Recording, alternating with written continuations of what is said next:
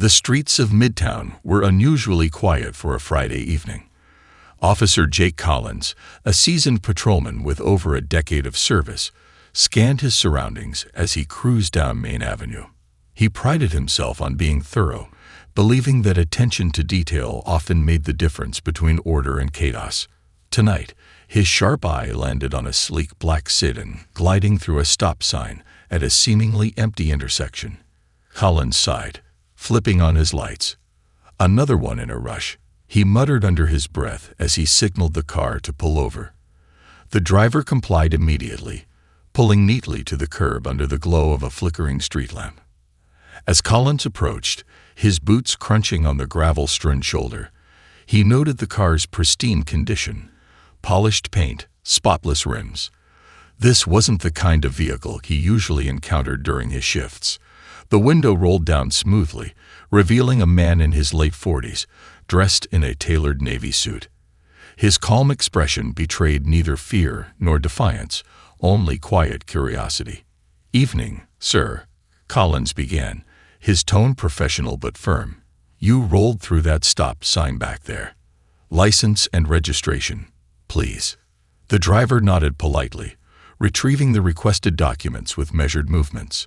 "Of course, officer," he said, his voice steady, "though I believe I did come to a full stop." Collins stiffened slightly at the comment. "You didn't," he replied curtly, examining the license. The name printed on it was familiar: Martin Hayes. "Mr. Hayes," Collins continued, glancing between the ID and its owner, "where are you headed tonight?" "Home, officer," Hayes replied, his tone unwavering. "It's been a long day at work." Collins frowned. There was something about the man's demeanor, self-assured, almost too calm, that unnerved him. People usually fumbled with their words, especially when pulled over at night. Yet this man seemed entirely unfazed. "Do you mind stepping out of the vehicle?"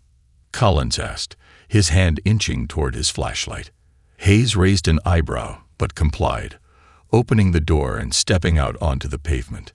He adjusted his suit jacket, his movements deliberate and unhurried. Collins noticed the way Hayes carried himself, confident, almost authoritative. "Is there a problem, officer?" Hayes asked, his voice tinged with mild curiosity. "Standard procedure," Collins replied, his tone sharper than he intended. He gestured toward the car. "Do you have anything in the vehicle I should know about? Weapons, drugs?" Hayes' lips pressed into a thin line, and for the first time, a hint of irritation crossed his face. "No, officer, nothing of the sort." Nearby, a couple walking their dog paused, their attention drawn to the unfolding scene. One of them pulled out a phone, recording quietly from a distance. Collins, now feeling the weight of the onlooker's gaze, decided to proceed with the search. But as he reached for the car door, Hayes stepped slightly closer and said calmly, "Officer, I'm going to need you to stop. I'd like to resolve this without unnecessary escalation." The firmness in Hayes' tone caught Collins off guard. "And who exactly do you think you are to tell me that?" Hayes straightened his posture, meeting Collins' gaze squarely. "I'm Martin Hayes," he said evenly, "mayor of this city." The words hung in the air like a thunderclap, freezing Collins in place. Behind him, the recording phone captured every moment. The world seemed to tilt for Officer Jake Collins as the words registered, "mayor of this city." He blinked, momentarily at a loss for how to proceed. The man standing before him, Martin Hayes, wasn't just another commuter in a luxury car. He was the mayor, the very person whose face graced campaign posters still clinging to utility poles across the city. "Mayor Hayes," Collins repeated slowly, his tone shifting, but not quite steady. "You should have mentioned that sooner." "I didn't think it would be necessary," Hayes replied, his voice calm but firm. "I assumed this would be a routine stop." Collins felt the heat rising to his face. The weight of the onlooker's stares burned into his back. He glanced over his shoulder and saw more people gathering, phones out, their screens glowing in the dim light. This wasn't the simple traffic stop he'd imagined. "Look," Collins said, trying to regain control of the situation, I still have a job to do. Just because you're the mayor doesn't mean you're above the law. I'm not suggesting I am, Hayes responded, his tone measured. But I am suggesting we approach this with professionalism and mutual respect. The response felt like a challenge to Collins, who was already grappling with the unexpected turn of events. The growing crowd wasn't helping. His chest tightened as frustration bubbled beneath the surface. He needed to reassert control. "Step back, please," Collins ordered, his voice rising slightly. "I'm conducting an investigation." Hayes didn't move. "Officer, I've complied with every request. Now I'm asking you to conduct yourself appropriately." The words hit like a spark to dry kindling. Collins' temper flared, and without thinking, he raised his hand to push Hayes back. It wasn't forceful, but it was enough to draw audible gasps from the crowd. Phones were now pointed directly at them, their cameras capturing every second. Hayes staggered slightly but quickly regained his footing. He took a deep breath, his expression remaining composed despite the evident tension. "This is unacceptable," he said, his voice lower now, but still steady. Before Collins could respond, another officer arrived on the scene, his car's siren briefly blaring before it cut off. Officer Karen Mills stepped out, her eyes darting between Collins, Hayes, and the growing crowd. "Jake, what's going on here?" Mills asked, her tone cautious but firm. Collins hesitated, his confidence shaken. "Traffic stop," he muttered. Mills turned to Hayes, who met her gaze with an air of calm authority. "Officer Mills, I'm Mayor Hayes," he said, extending a hand. "I believe there's been a misunderstanding." Mills' eyes widened slightly, but she recovered quickly, shaking Hayes' hand. "Mayor Hayes," she said, her voice professional. "Let's de-escalate this. Please, step aside for a moment while we sort things out." Collins opened his mouth to protest, but Mills shot him a look that stopped him cold. The crowd murmured in anticipation, their phones still recording. As Hayes stepped to the side, Mills approached Collins. "What were you thinking?" she whispered harshly. Collins shook his head, his frustration evident. "I didn't know who he was." "You know now," Mills snapped. "And so does half the city." Behind them, Hayes stood quietly, his phone now in his hand. He wasn't recording, but the symbolism wasn't lost on anyone watching. Collins' stomach churned as he realized the magnitude of his mistake. Whatever happened next, this was far from over. By the time the sun rose the next morning, the events of the previous night had already become the city's hottest topic. Videos of the incident flooded social media, replayed in loops with captions like, "Mayor Hayes pulled over," "Late-night controversy," and "Officer oversteps during traffic stop." The footage didn't just capture the confrontation. It immortalized it, replaying the moment when Officer Collins pushed Mayor Hayes as though it were a dramatic scene from a movie. In his downtown apartment, Martin Hayes sat at the kitchen table, scrolling through his phone. His inbox was flooded with messages, some from supporters offering encouragement, others from colleagues worried about the political fallout. His chief of staff had already called twice that morning, urging him to prepare for the inevitable media frenzy. He exhaled deeply, rubbing his temples. Hayes wasn't new to pressure. His entire campaign for mayor had been built on navigating complex challenges with composure. But this was personal. He glanced at his reflection in the darkened screen of his phone and reminded himself to focus on the bigger picture. The buzz of his phone interrupted his thoughts. It was a text from his press secretary. "Press requests pouring in. Recommend a public statement ASAP. Let me know your thoughts." Hayes replied with a quick, "On it. Let's meet in 30. Across town, Officer Jake Collins sat in his modest living room, staring blankly at the TV. The morning news showed snippets of the footage, the headline reading, "Traffic stop sparks controversy. Mayor involved." Collins felt the knot in his stomach tighten.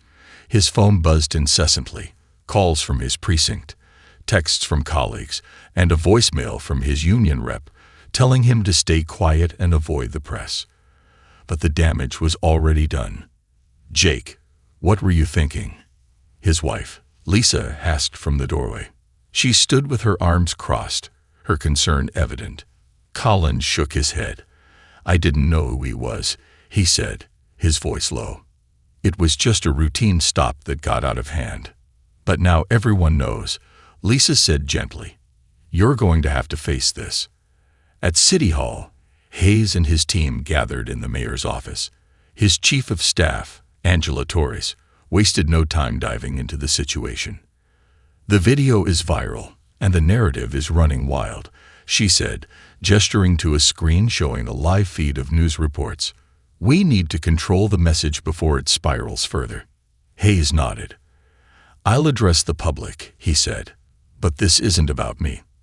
It's about making sure this city moves forward, not backward. Let's focus on accountability and transparency." By midday, Hayes stood at a podium in front of City Hall. Cameras and microphones pointed at him. "Last night, I had an interaction with one of our city's officers," he began. "While the circumstances were difficult, I believe this is an opportunity for reflection and growth, not just for those involved, but for our entire community." As his words echoed across the courtyard, Collins watched the live broadcast on his TV. His heart sank. Hayes' calm and measured response only made his own actions the night before feel more reckless. The press conference ended with a promise from Hayes: "An independent review will take place, and I will continue to work tirelessly to ensure fairness and justice for all residents of our city." For both men, the incident had set wheels in motion that neither could stop.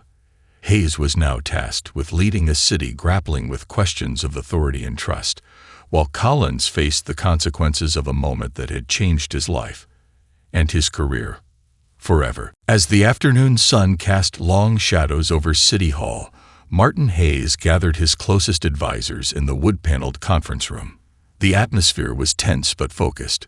Angela Torres, his sharp-tongued chief of staff, stood at the head of the table, scrolling through a flurry of media reports on her tablet. "The story isn't dying down," Angela said, her tone clipped. "If anything, it's picking up steam. Every major outlet is running with this, and public opinion is already divided."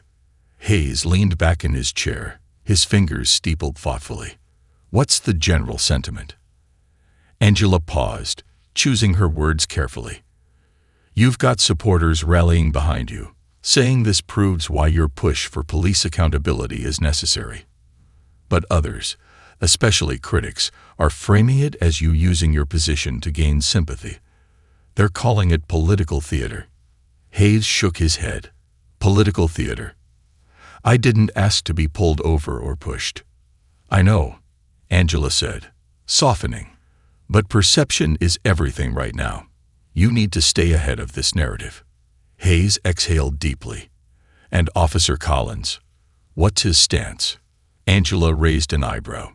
"His department is scrambling. He's been placed on administrative leave, and his union's already issued a vague statement about supporting officers under investigation. They're circling the wagons." "Good," Hayes said. "It means they're taking it seriously. But I don't want this to become a witch hunt. We need to focus on the bigger picture. Reform, not revenge." Angela nodded. "Then we'll need to outline a plan. Public forums, independent reviews, visible action. People need to see you're taking this seriously but not overreacting." Meanwhile, across town, Officer Jake Collins sat in the precinct's interrogation room, his elbows resting on the cold metal table. His superior, Captain Ray Bennett, paced back and forth, a mix of frustration and weariness etched on his face. "Jake," Bennett began, stopping to face him, "you put me in a hell of a spot." Collins looked up, his eyes tired. "I didn't know he was the mayor, Captain. It was a routine stop. Things just escalated." "Escalated?" Bennett snapped. "You pushed the mayor of this city on camera. Now half the city's calling for your badge, and the other half's questioning how we train our officers. This isn't just about you anymore." Collins leaned back, rubbing his hands over his face. "What do you want me to say? That I messed up? Fine. I messed up, but I didn't mean for it to go this far." Bennett sighed, the frustration giving way to a tone of resignation. "You need to lay low. No interviews, no statements. Let the union handle this. The department's conducting its own review, but you're on thin ice. Understand?" Collins nodded silently. Back at City Hall, Hayes stared out the window of his office, watching the sun dip below the skyline. He had always envisioned his tenure as mayor as a time to bridge divides, to build trust in a city where tensions simmered just below the surface. Now he found himself at the center of a firestorm, a symbol of the very challenges he had pledged to address. The weight of leadership pressed heavily on him, but it also steeled his resolve. "This isn't just about last night," he murmured to himself. "It's about what kind of city we want to be." As the day turned to night, both Hayes and Collins prepared for what lay ahead. Two men on opposite sides of an incident that had ignited a city, grappling with the roles they had played and the paths they would take moving forward. The press conference had drawn an unusually large crowd. Journalists jostled for position in the packed courtyard outside City Hall, their microphones and cameras aimed at the podium, where Mayor Martin Hayes was about to speak.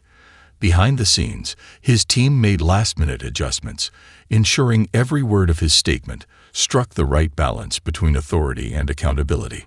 As Hayes stepped forward, the crowd hushed. His gaze swept over the sea of expectant faces, and for a moment, he felt the weight of the city's scrutiny. But he straightened his posture and began. "Good afternoon," he said, his voice calm and measured. "As many of you know, an incident occurred last night involving myself and Officer Jake Collins during a routine traffic stop. I want to address this directly, not just as your mayor, but as a fellow citizen of this city." He paused, letting his words settle before continuing. "First and foremost, I want to acknowledge the challenges our officers face every day. Law enforcement is an essential part of our community, and I respect the work they do to keep us safe. But no one, whether they wear a badge or hold public office, is above accountability." The crowd murmured in response, and Hayes raised his hand slightly to refocus their attention. "I've called for an independent review of this incident," he continued. "This is not about blame or retribution. It's about transparency and ensuring that trust between our citizens and our law enforcement remains strong. I believe in justice, fairness, and dialogue, and I ask for your patience as we work through this process." Meanwhile, Officer Jake Collins sat in his modest living room, watching the live broadcast on television. The sight of Hayes speaking so calmly and confidently sent a pang of unease through him. Collins could see the contrast between Hayes' composed demeanor and the impulsive actions he had displayed the night before. Lisa, his wife, entered the room and sat beside him. "He's handling this well," she said quietly, her eyes fixed on the screen. Collins nodded stiffly. "He's a politician. That's what they do." Lisa placed a hand on his arm. "Jake, this isn't just about politics. This is about how you move forward, too. Have you thought about what you'd say if you got the chance to address this?" Collins shook his head, a mix of frustration and helplessness clouding his expression. "What am I supposed to say? That I was wrong? That I overreacted?" "Maybe you should," Lisa said gently. "It's not about admitting defeat. It's about showing people you're willing to learn." Back at the press conference, Hayes concluded his statement. "This moment is not just about me or Officer Collins. It's about what we can learn as a city. Together, we can set an example for others by facing challenges with honesty and grace." The crowd applauded, some cheering while others remained skeptical. Hayes stepped down from the podium, his staff quick to shield him from a flurry of questions. As the cameras cut away, the city was left with more questions than answers. What had begun as a routine traffic stop was now a flashpoint for discussions on authority, respect, and the path to reconciliation. Both Hayes and Collins knew the hardest part was yet to come. For Hayes, it was leading a city divided. For Collins, it was facing the mirror and the consequences of his actions. The precinct's meeting room was silent, save for the hum of the overhead fluorescent lights.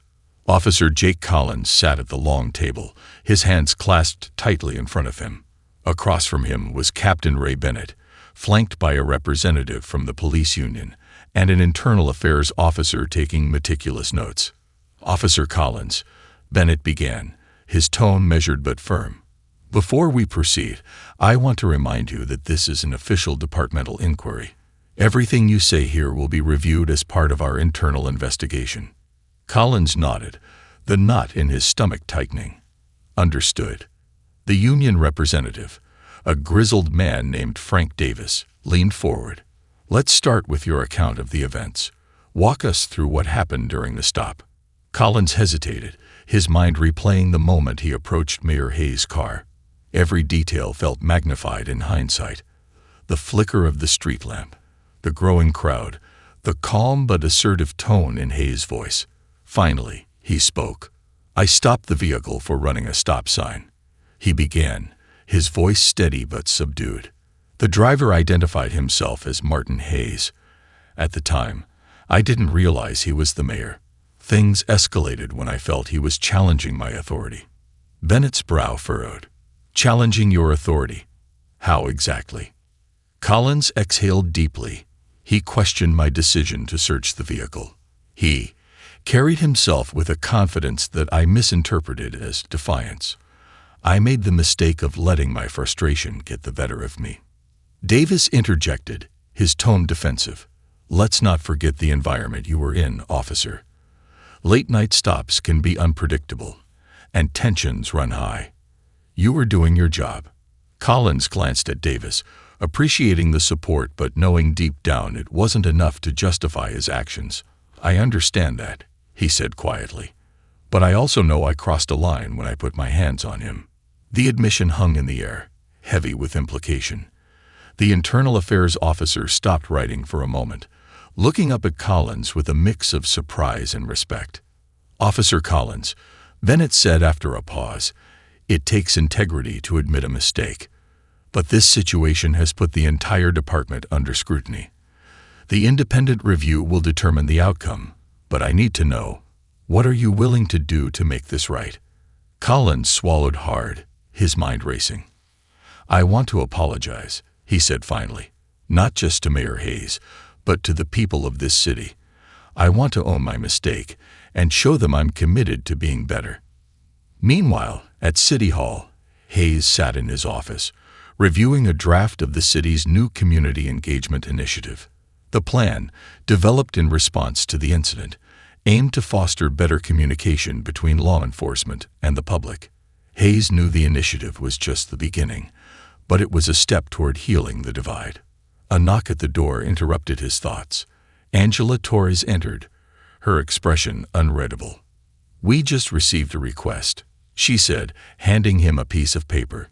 Hayes scanned the document. It was a formal letter from Collins, requesting a private meeting to discuss the incident. Hayes raised an eyebrow. "He wants to meet." Angela nodded. "Looks like he's ready to take responsibility. The question is, are you ready to hear him out?" Hayes set the paper down, his mind already working through the possibilities. "If we're serious about moving forward as a city," he said, "then I don't see how I can say no." The wheels of resolution were beginning to turn, but both men knew the road ahead would require more than just words. It would take courage, accountability, and a willingness to face the truths they'd been avoiding. The room was unremarkable. Neutral beige walls, a simple conference table, and 2 chairs facing each other. Yet the weight of what was about to unfold made it feel far from ordinary. Mayor Martin Hayes sat on one side, a calm yet purposeful expression on his face. Across from him, Officer Jake Collins entered hesitantly, his uniform replaced by plain civilian clothes.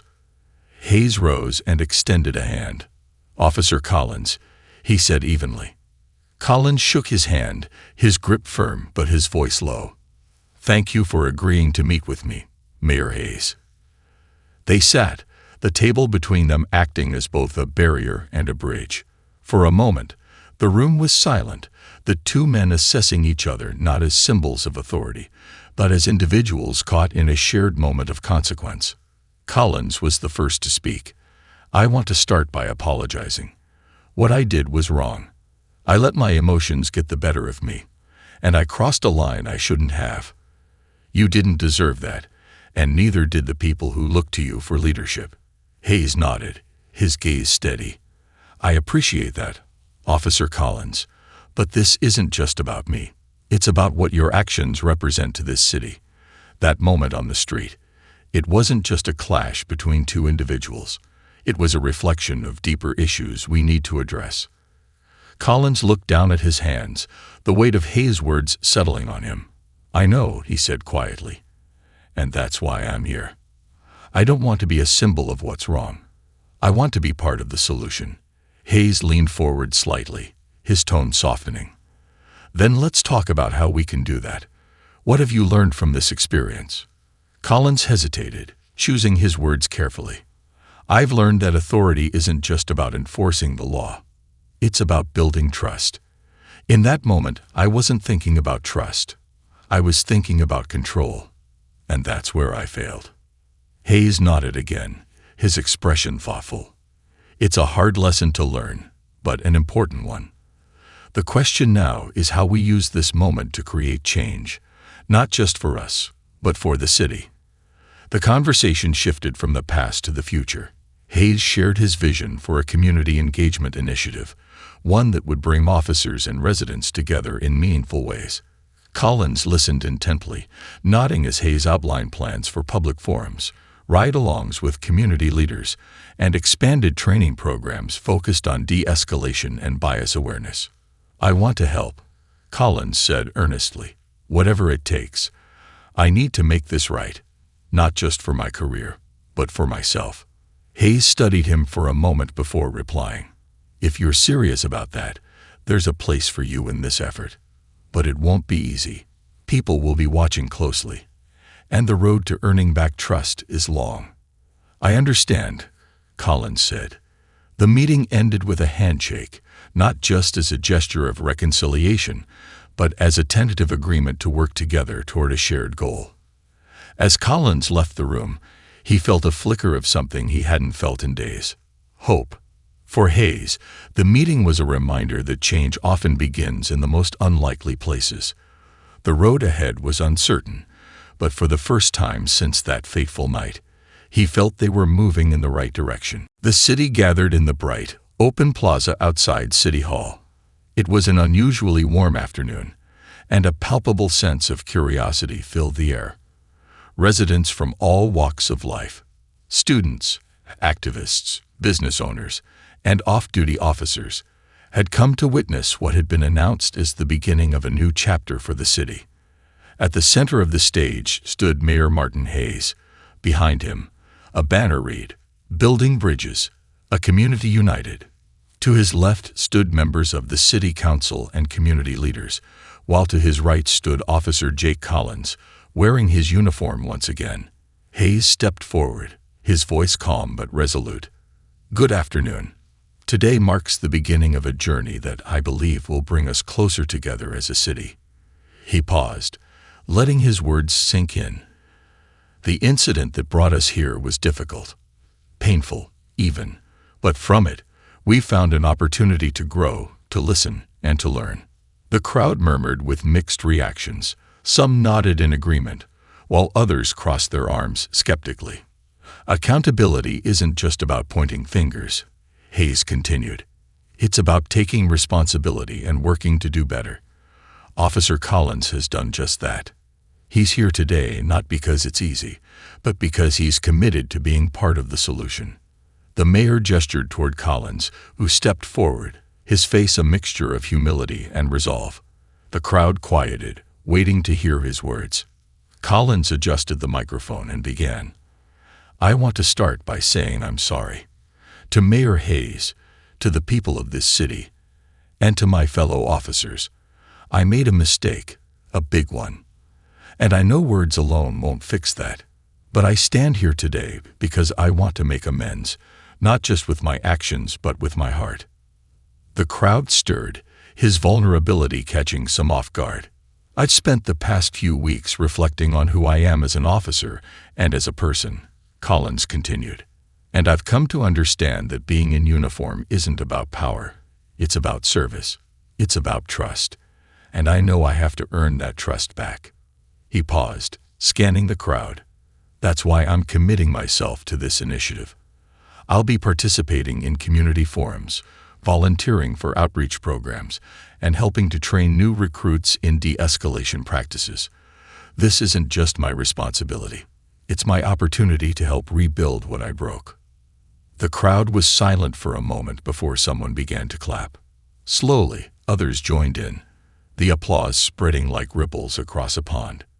Hayes returned to the microphone, his tone uplifting. "This isn't the end of our journey. It's the beginning. Change doesn't happen overnight, but together, we can build a city where trust and respect are the foundation of every interaction." As the event concluded, the crowd began to disperse, the conversations buzzing with a mix of skepticism and hope. Collins stood to the side, watching as people left. A man approached him, a father holding the hand of his young son. "Thank you," the man said, his tone genuine, "for owning up to it. It means a lot." Collins nodded, his throat tight. "I'll keep trying to do better." For Hayes and Collins, the road ahead was still uncertain, but the first step had been taken. It wasn't a perfect resolution, but it was progress. And in a city seeking healing, that was enough to keep moving forward.